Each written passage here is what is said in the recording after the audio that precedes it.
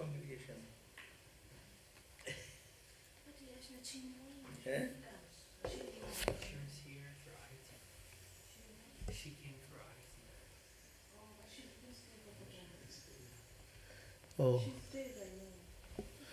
She may come again. Maybe they have gone for eating. I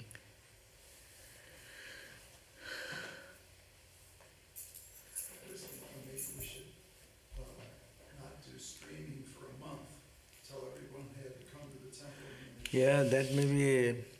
Some people are thinking like that.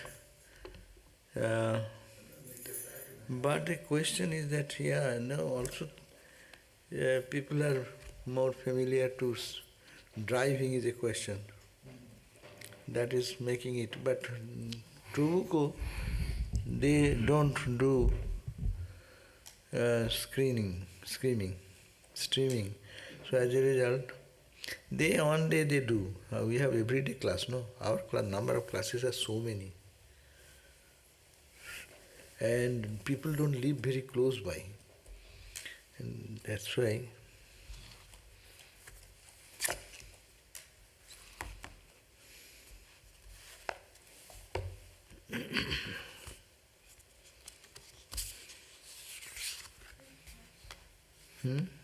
we'll start verse number 7. No, 6. 6 we have done, but we'll start from that. Are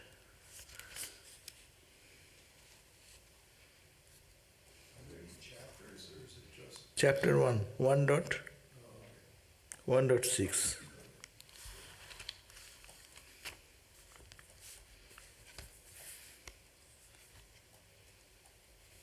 I get you.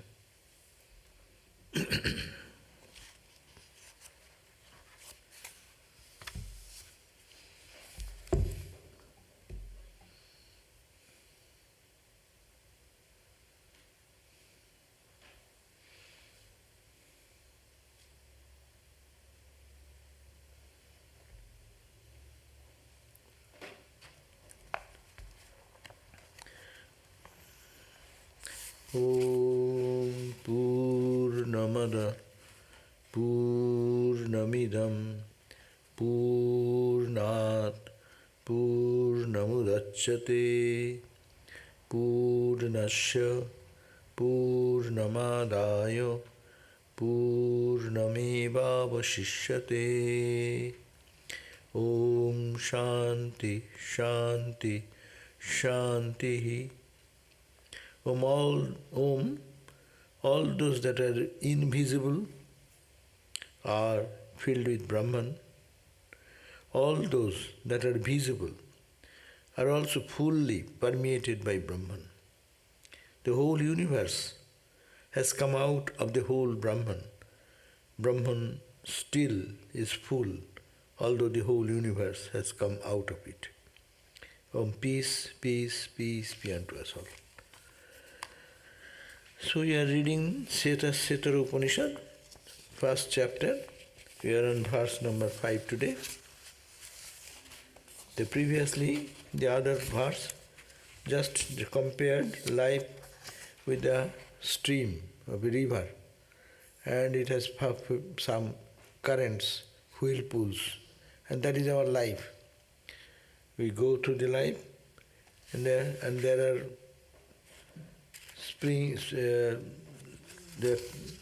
life's journey goes through different ways. 5 organs of perception in our life, they are like 5 currents of a river.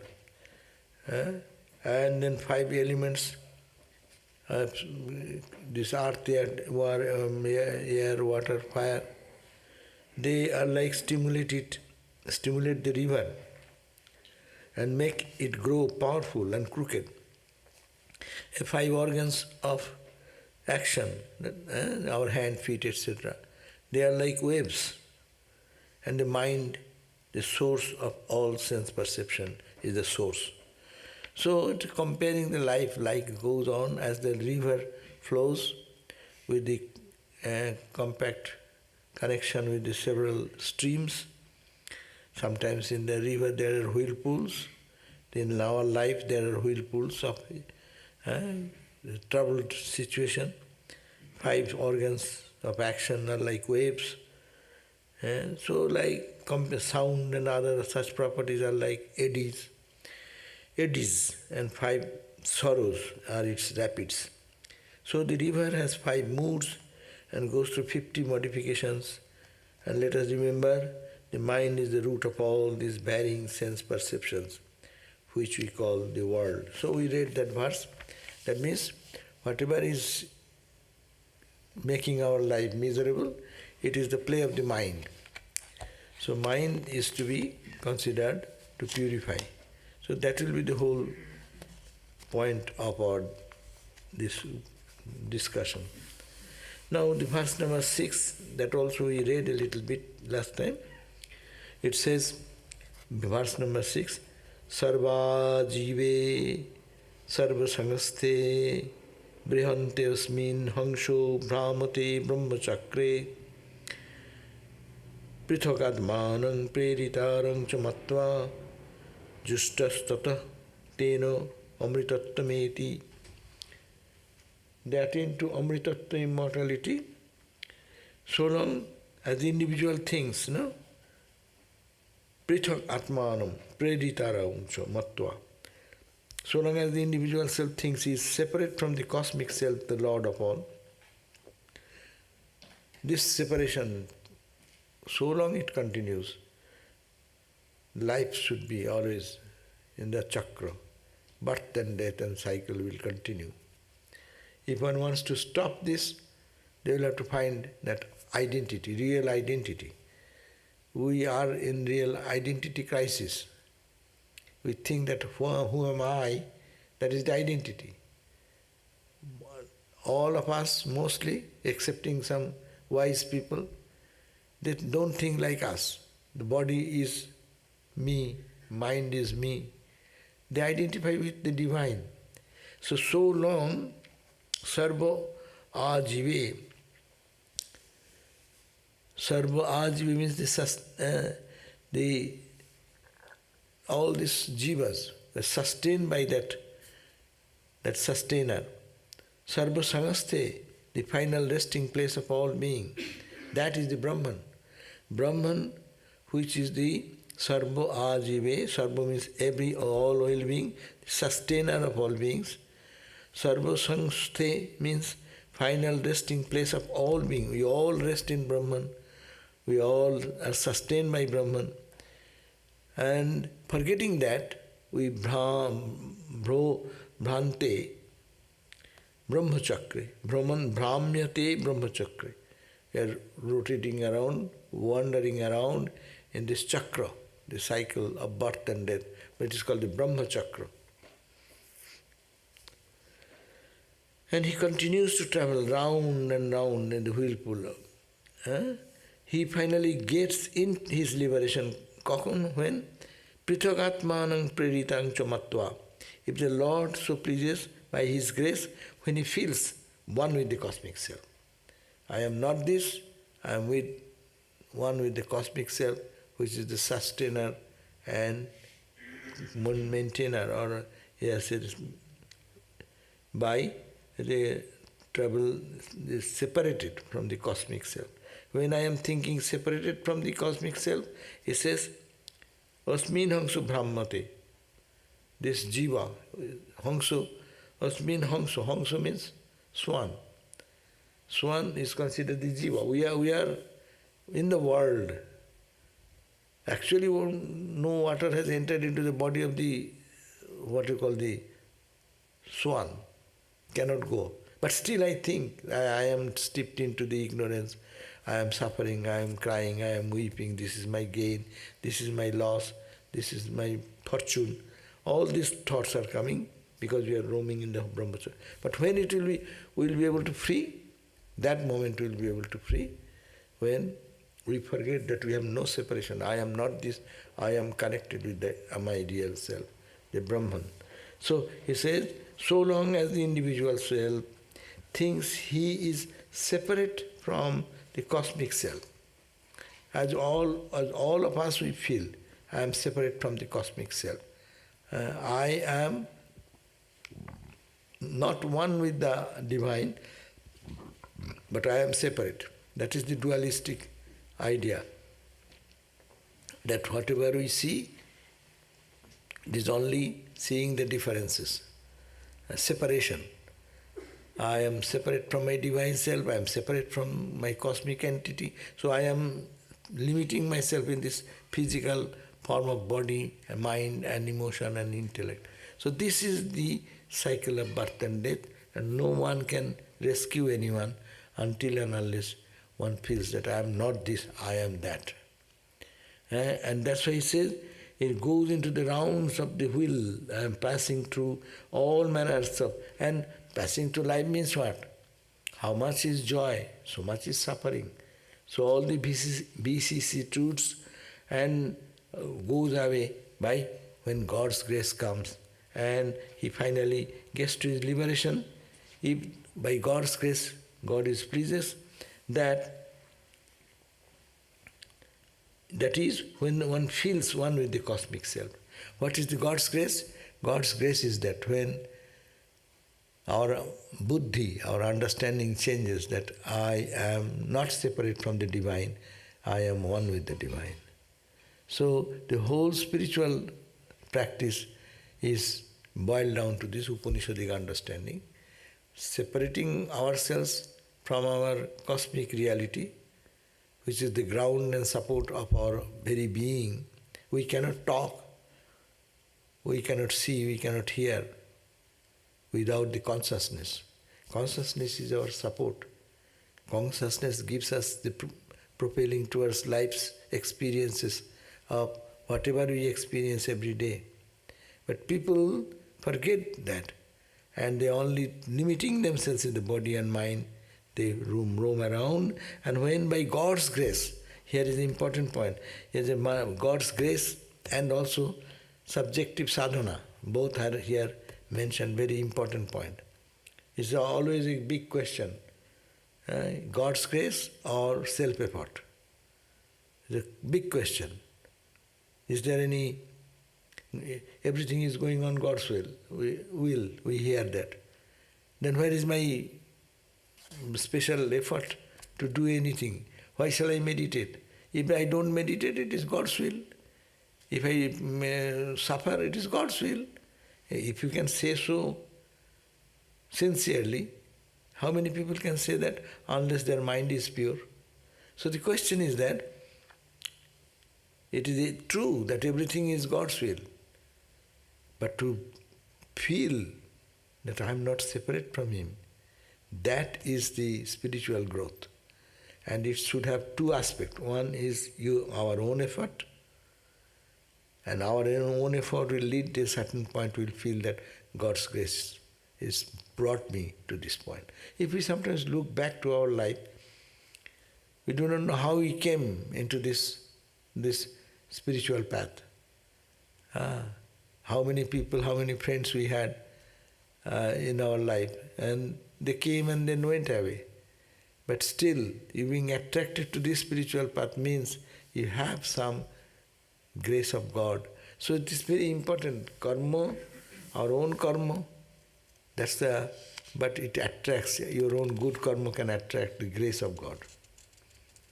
Actually, when we are pure in heart, we feel closeness and connection comes.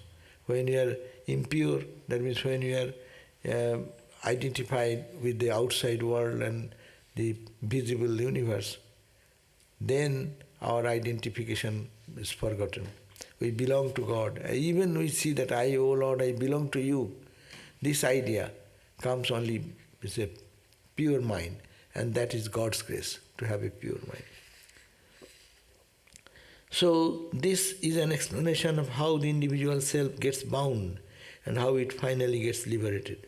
Hangshamine is a term that is often used in tantras to refer to the individual self, the Jivatman. Then sometimes it means swan, but it also has another meaning, to travel. That is, we are all travelers or wanderers. This idea is found in many of our scriptures, that we are constantly traveling from one birth to another. Sometimes we are born as human being, sometimes as an animal or insect, sometimes as plants. Oh my God, it's not a good suggestion.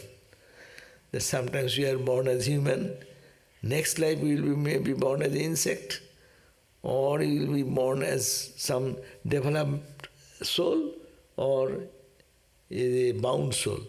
So it says sometimes we are born as human being, sometimes as an animal or insect, sometimes as a plant. We keep changing our forms, our bodies, according to the kind of life we live. If we live a good life, if we do good things, then we can perhaps go to the higher form of life. A human birth is, of course, the best, but we can also be born as God or Goddess in heaven. Though such a position is like other births, only temporary. So when we have exhausted the karma that took us to heaven, we must come back to this world. And if we are not careful about our actions, we may be reborn as an animal. So we go round and round, constantly revolving in the wheel of this Brahma Chakra. This is called the Brahma Chakra, the chakra created by Brahman, by Maya. So, now the question is why? The Upanishad says, we think the individual self and the cosmic self are separate from each other. That is our problem. Preritaram atmanam prithak chamatva. Thinking, matva means thinking, prithak, separate. Preritaram, who is the inspiration behind us, the consciousness which is behind us, the self which is behind us, unchanging reality.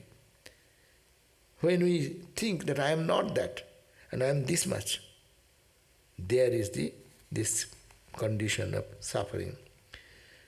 Preritaram means he who directs us or he who controls us. We think there is some power that we cannot see that controls us. Actually, in the Bhagavad Gita also says, no? Arjuna says, "Oh Lord, I know this is bad. I don't want to do. But somebody forces me to do. Janami dharmam. I know what is righteousness. I know what is good. But nachame pravitya. I have no interest in that. I know that it is good, but I have no interest in that. So, what I don't want, but still my mind clings towards that. I understand it is not good, but still my propensities are there. What force is behind? Therefore, O Lord Krishna, you are the culprit. You are sitting in my heart. You are directing, pushing me this direction. That's why I go. Yes, that's true ultimately. But are we saying that from the core of our heart? Or just it a lip statement? If it is lip statement, it will not have any effect. When it is understood, then you are free. That means all our propensities are guided by the consciousness which is behind. So we think there is some power that we cannot see that controls us. And we think we are separate from that power. Really, every day we can think how the body is functioning, how the heart is beating and how the heart stops. Who is allowing the heart to pump even now? There is some power behind. When I find myself separate from that power, then comes our suffering. And when one identifies with that power, that's why it is said that it is sustained by that power and it lives in that power. All the waves and ripples, sustained by the ocean, is it not? If the ocean is not there, can you imagine any wave, ripple, bubble, foam? No. But each bubble thinks, I. That's why they are suffering. If they could identify, I am the ocean. I am standing on the ocean. And that's the substratum. And that gives me validity. One wave can stand only when there is the substratum of ocean.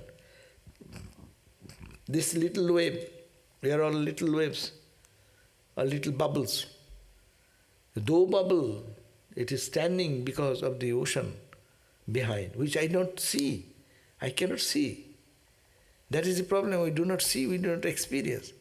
That's why the controller is the cosmic self or Brahman. When we know that we are not a mortal being, that we are Brahman, then there is no more birth and death for us.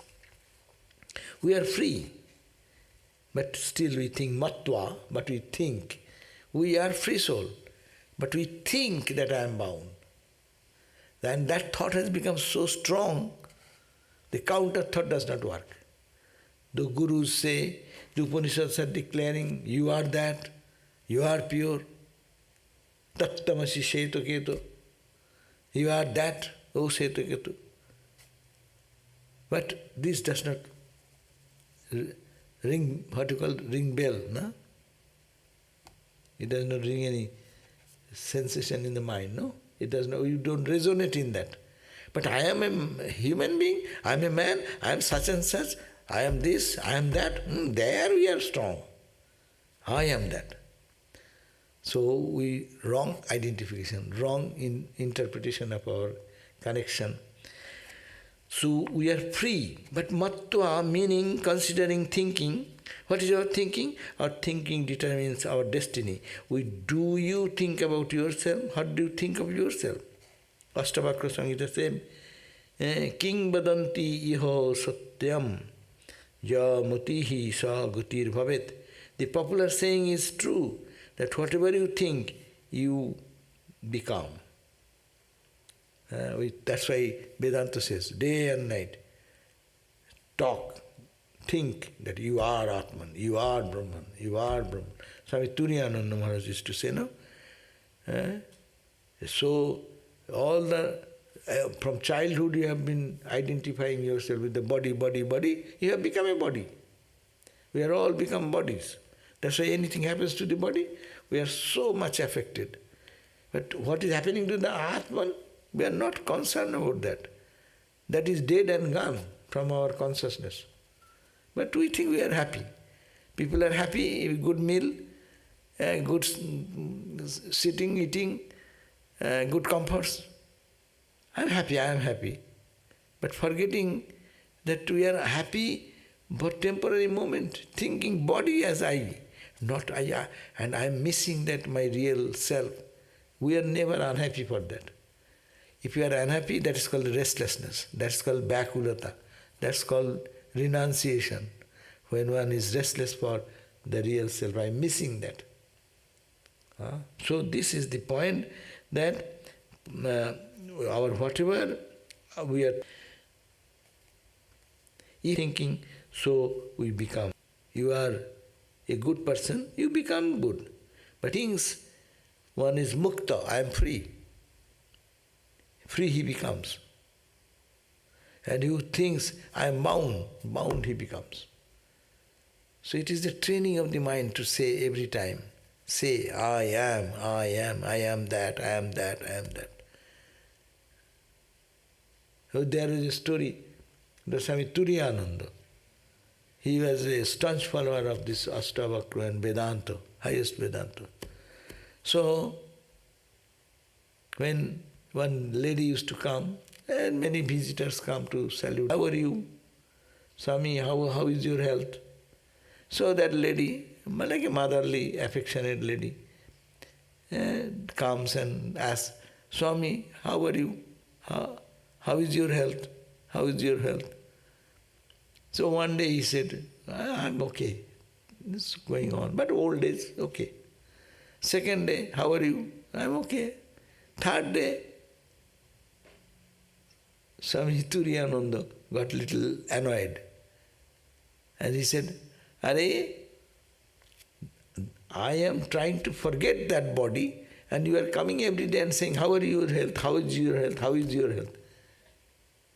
मैं तो उसको भूलना चाहता है. I am trying to forget that. And you come every day, remind me, how is your body? How is your body? I want to forget this body. I want to think of Atman. So this is when a strong practice can do that to identify. Without that, as we think, so our thought is very tremendous, it is power. And that is to be guided by the right understanding. That's why he who thinks he is free.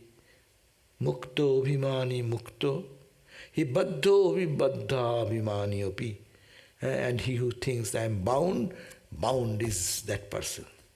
If the individual self thinks he is separate from Brahman, then he keeps going round and round in this Brahma chakra, in this cycle of birth and death.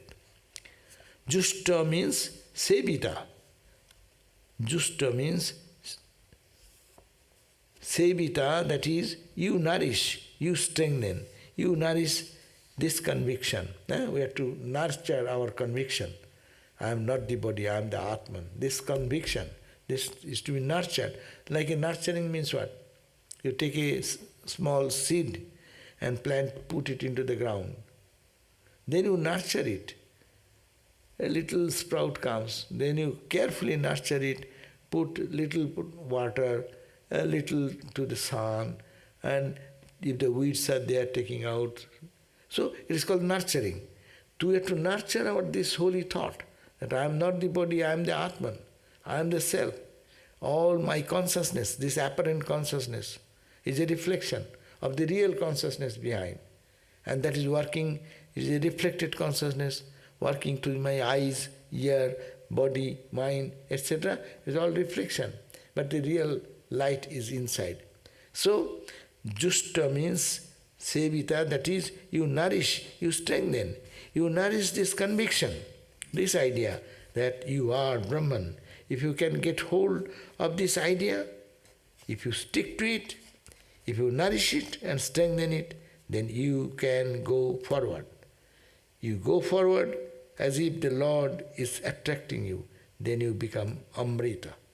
You move towards that truth, and if you can move on, then ultimately you feel you are the unborn, undecaying reality, Amrita. Then you become Amrita. Amritattam eti. You attain immortality. You become free. Sometimes we become overwhelmed by our hardships, sufferings and disappointments. The mistake we commit is that we do not recognize that life is full of ups and downs. Why to get so much upset? Here Vedanta will always give you the strength.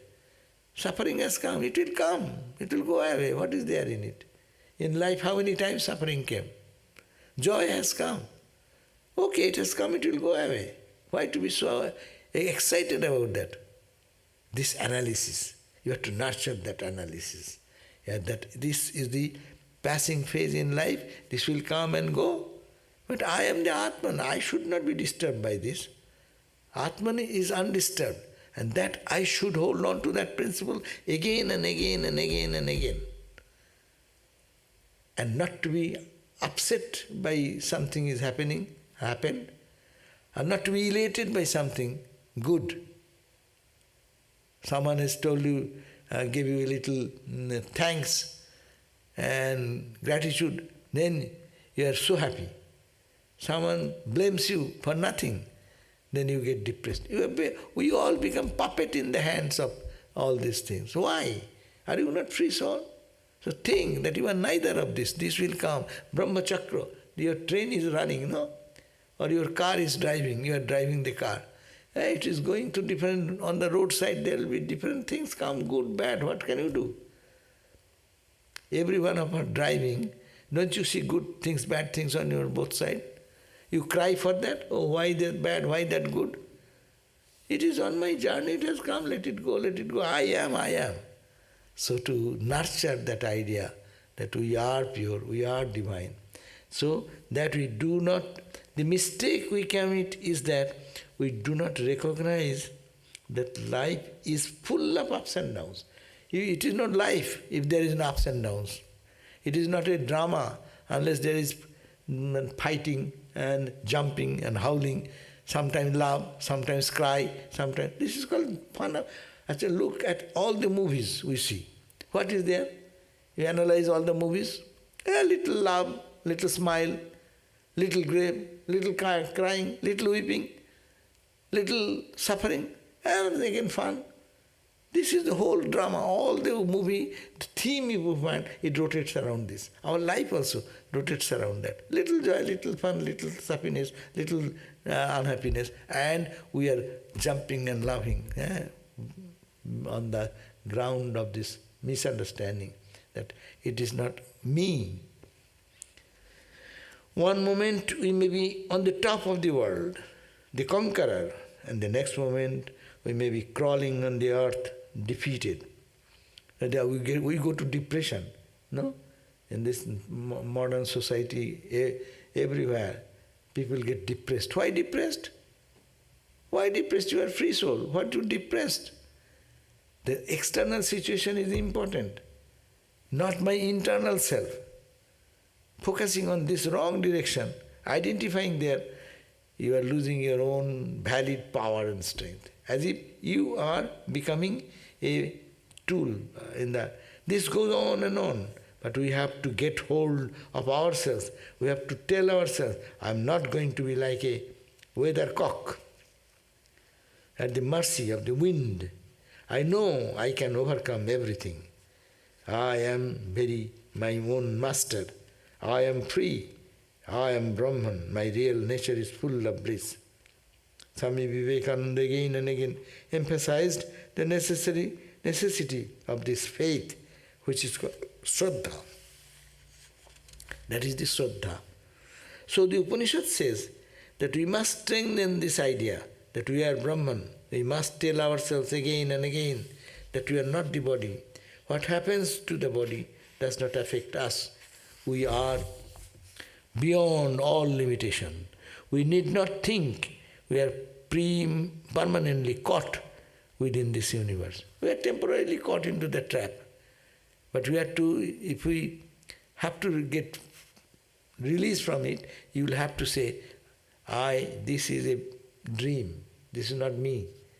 Me is beyond all this duality. We are one with Brahman, we are not separate. We should always remember this. If we forget it, we will suffer. We will be born again and again, sometimes as a good, sometimes as a human being, sometimes as animal or insect. So that is the cycle. No one can stop us. So what is the essential meaning of this verse? That yes, we are in a life's journey, is a pilgrimage, and in this journey, good, bad comes, it affects our mind, but we have to understand these are temporary, they come and go.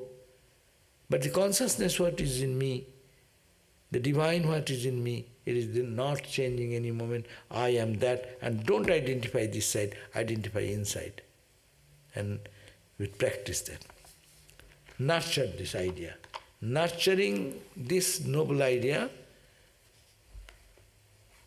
that should be practiced every day. Nurturing. How to nurture every day. How not to forget that. That's why it is said that forgetfulness is like a death. And the Upanishad says, Mrittu, it is my Mrittu. When you forget the self, then you are dead. We are all dead people. Because we are not connected with our divine self, and we are identifying with that temporary false identity of the body and mind, and then we are becoming a tool in the hand. Now the 7th verse. Udgitametat paramam tu brahma tasmin strayam supratishtha aksharam cha atrantarang brahma vido viditva lina brahmani tatparaha yoni muktaha. Etat, this paramam tu brahma, this is Supreme Brahman. This Brahman is Vedanta speaks that Supreme Brahman. This Brahman, whatever includes the three elements, the enjoyer, the object of enjoyment and the controller, it is the sustainer of the universe and it is perishable. Those who know Brahman know that Brahman, that is the self, is separate from the body. Knowing that Brahman is the inmost being of all, they eventually merge with it and are no longer subject to birth and death.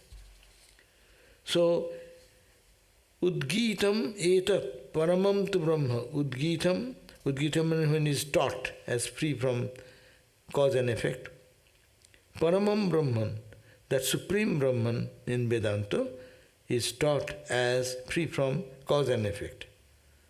Tasmin, in that Brahman, Trayam is the three. What are the three?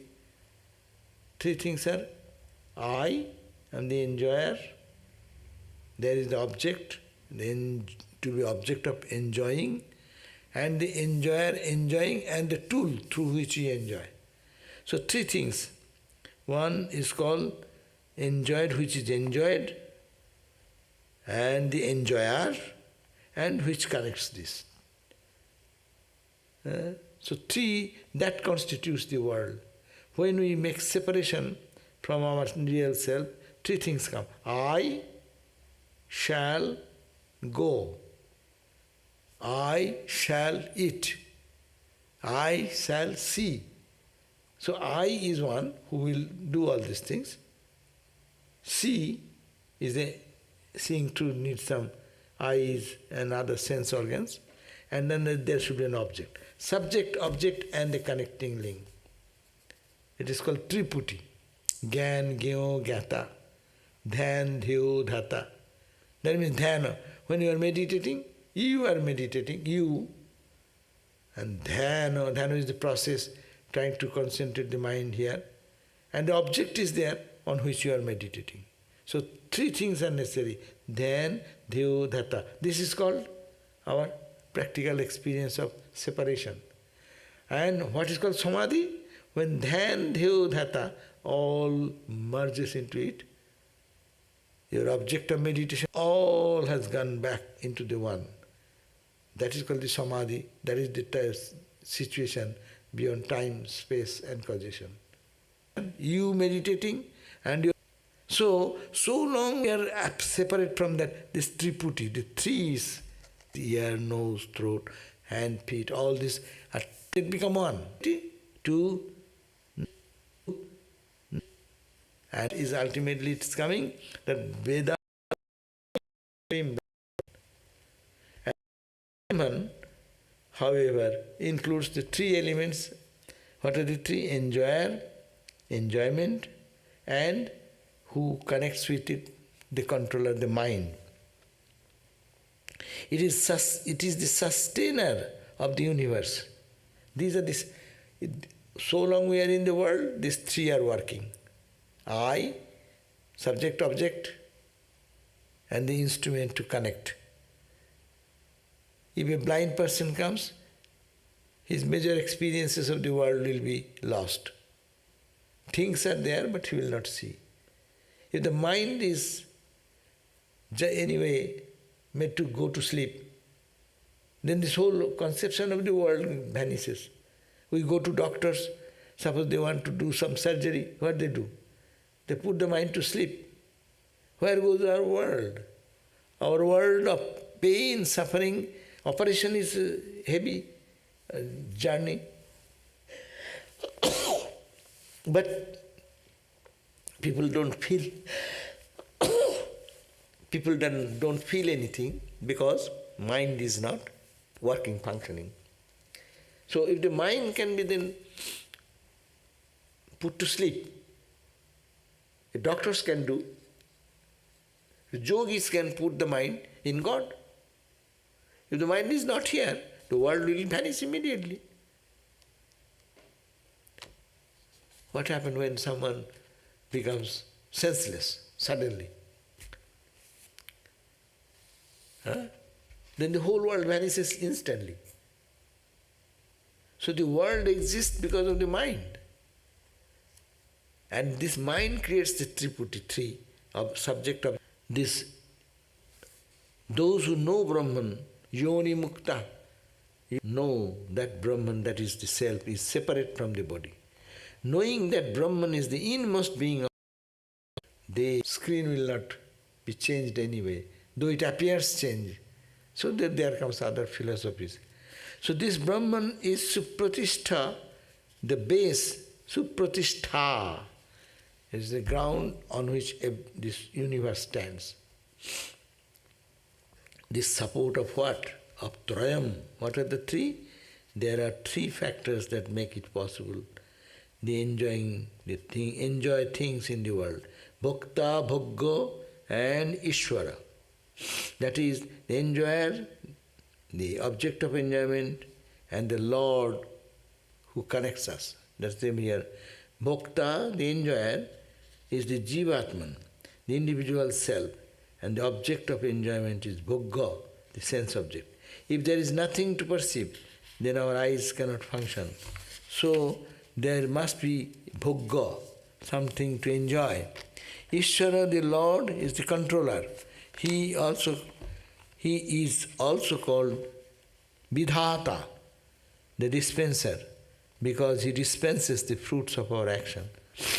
So, subject-object will be there, and our karma will be there. And who controls the karma? God controls the karma. Through whom? Through my mind. Ishvara is in the background as witness and is not involved, but his presence is necessary. Ishvara is very difficult to understand the idea of God, no? Who is God? We say God controls everything, no?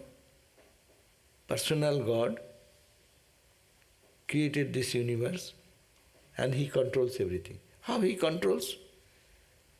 Does God come to you every day, say, hey, now get out of the temple, get out, push the door.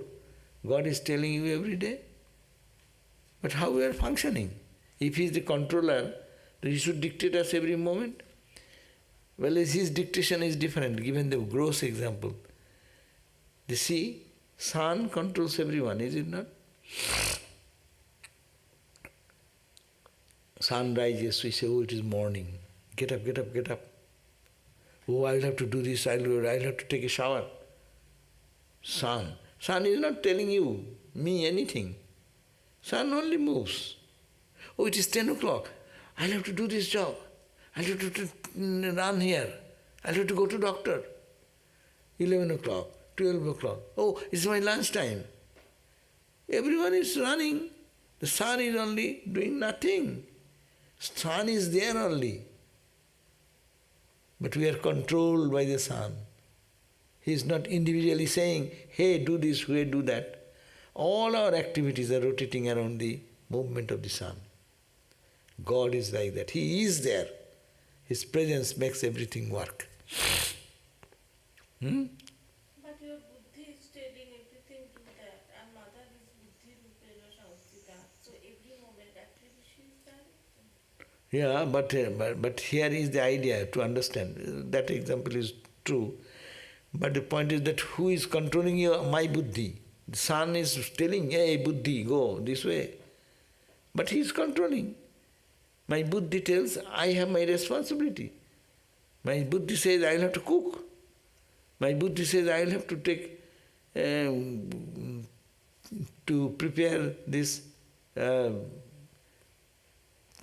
whatever, garden, or do the garden work. Who is telling? Buddhi is telling. But who is guiding the buddhi, behind the buddhi? The sun. A material world example is the sun. And he's saying, oh, it is evening, so let us finish this. We'll go. We'll have to do our night duty and then go to sleep. Oh, it is midnight. Who is guiding our whole life? Getting up, working, resting, talking, all our activities is guided by buddhi. But buddhi is guided by whom? The sun. So God is like sun. His presence gives us all the energy to work and function. Does it make sense or what?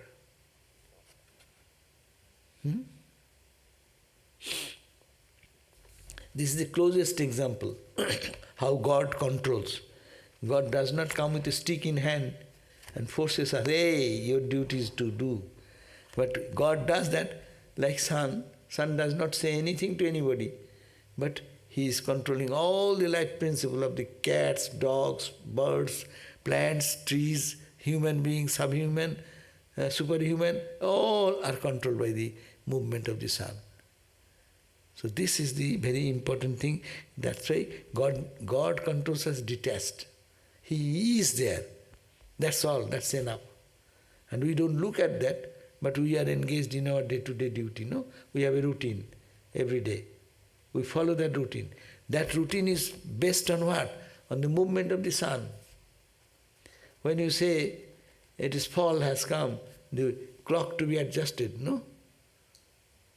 Sun does not say anything. But because of the sun's light and darker, lighter, brighter, lighter, no light, no? So people follow that change. You accept the change. So, Ishvara is the background as the witness and is not involved. That is the point. Sun is not involved directly, but sun controls everything.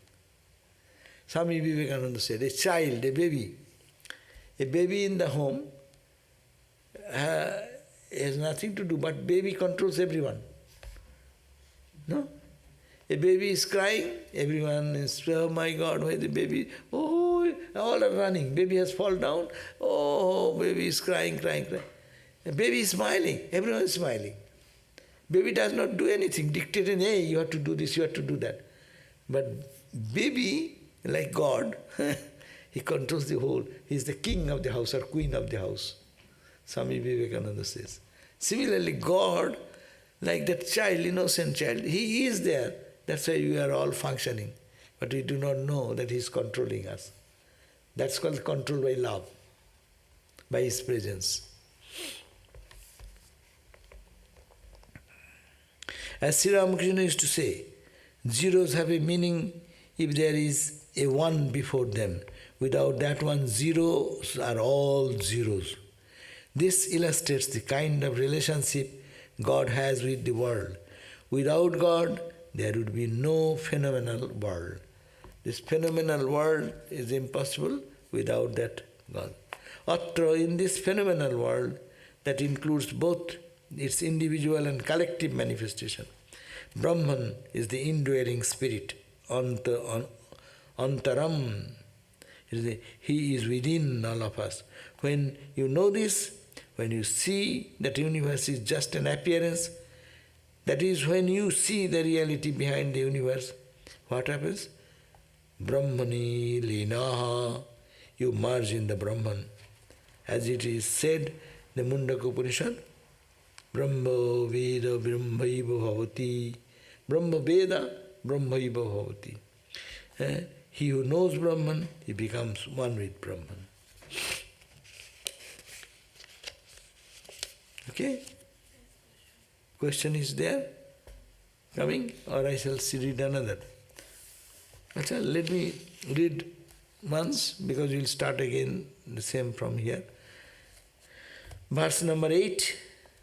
Sangyuktametat ksharamaksarancha vyakto abhyaktam bharate vishwamisha anishascha atma baddhate bhakti bhavat gyatva devam muchyate sarvapasaihi. Sangyuktametat ksharam aksharam. Ksharam is which is perishable, which everything in the world is perishable. It is changing, everything. And imperishable is Brahman. So both the perishable and the imperishable, the manifest and the unmanifest, are closely related to each other. For the Lord is their support. In fact, the Lord supports the whole world. The individual self, ignorant of his divine identity, has a feeling that he is an enjoyer. So due to the Lord supports the Holy One, the individual self, ignorant of his, we are all ignorant of our divine identity, and feeling that I am the enjoyer. I enjoy good or bad, that's the secondary point, but every moment is our experiencing or enjoying the universe. In consequence, he is in bondage. But the same individual self becomes free when he realizes that is Brahman. So, same individual soul in bondage and feeling the enjoying happiness or misery when separation. But the same individual self becomes free when he realizes, I am one with my Brahman self. We suffer because of our ignorance about our real identity. We are divine, we are Brahman, and as Brahman we are not subject to any modification. So birth, death, pleasure, pain will come, but I am not that. We are not the body, we are not we are the spirit. As such, we are unconditioned, without form, without name. We are like space everywhere, in everything. We are one without a second. And to realize this oneness is the goal of life, and that is called freedom. So, this 8 verse we have read already. So, both the perishable and the imperishable, the manifest and the unmanifest, are closely related to each other. Okay, we'll do it next day, little bit. But we have just got the idea. Verse number 8 we'll start next day. Om Shanti Shanti Shanti Harihi Om Tat Sat Sri Ram Krishna Arpanamastu.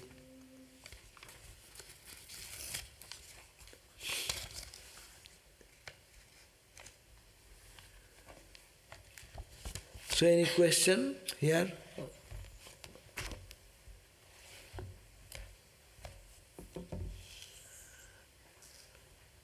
No one.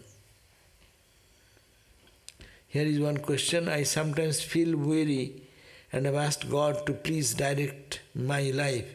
If I have trust in this, His plan for me, I should be content with whatever way the world goes. This is like Thakur's mewing kitten that the mother carries about. The kitten does not complain about where he is placed, but has full reliance on its mother. Yes, that's a very true idea. It is the idea of surrender. Here is also our ego is surrendered. Our ego is not functioning. If I say, the bad thing God has sent, good thing God has sent. So we can be detached. And Vedantic way, it is, I am not the body, so whatever happening to the body, I am not connected with it. I am only going through the experience, but this is not me. So both are attitudes. So what attitude is here? That it is God is directing my life. He is my mother, He is my father, He is my friend. So whatever good, bad comes, it is His grace, it is His blessings. It is He is the most near and dear ones, and whatever comes in life, good or bad, it is His gift. So the devotee looks after that. The devotee does not look any suffering as suffering. Dukkho, Holy Mother said, Dukkho Bhagavaner Dayar Dan. Dukkha means suffering, is the gift. Suffering is the gift of compassion, gift of compassion from God. Why? Why we know? When suffering comes, they say, why? Why me, oh God, oh God, oh God, no? When the happy days come, that's okay, that's done nothing. That's, I have earned that happiness. But when suffering comes, then you say, why me, sir? Oh Lord, why me? I am a good guy, why is suffering coming to me? But we have nothing, we cannot. But the devotee will be taking it differently. No. Good has come from him, and he my own beloved mother or my father. So whatever is good he has sent, it is good for me. I do not see that goodness now, but everything is for my good. So this is good idea. Mewing like a kitten, that's one idea. And we are talking about the other idea in the Upanishad that was talking about like the monkey, baby monkey, holding on to mom. The mom has no responsibility. Mom can jump here and there. Baby will have to be good grip, hold on mother, otherwise he will fall down. I will try. I will be saying, I am Atman, I am Brahman, I am not this, I am not that. I am holding on to truth, the Brahman. And this is one, a kitten. He does not say anything, mewing only. Mew, mew, mew, mew.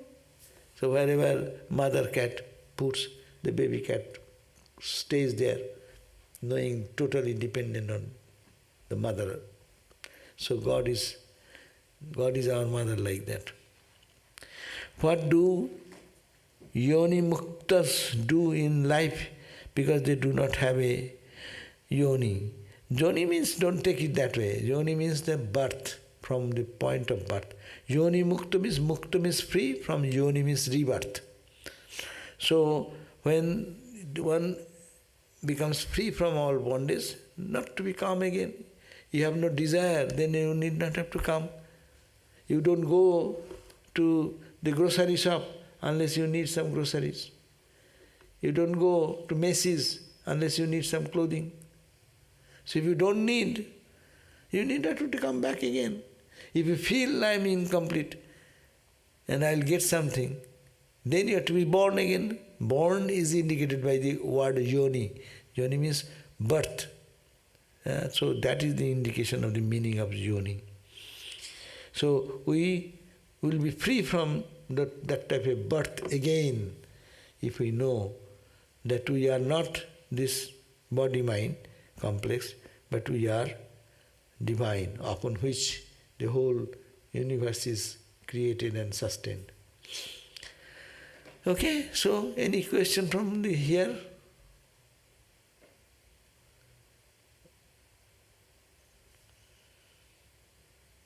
No question. Huh? Okay, so good. What is the substance of these two verses? It boils down to one. That's why Vedanta or spiritual life, we give talks and talks and talk.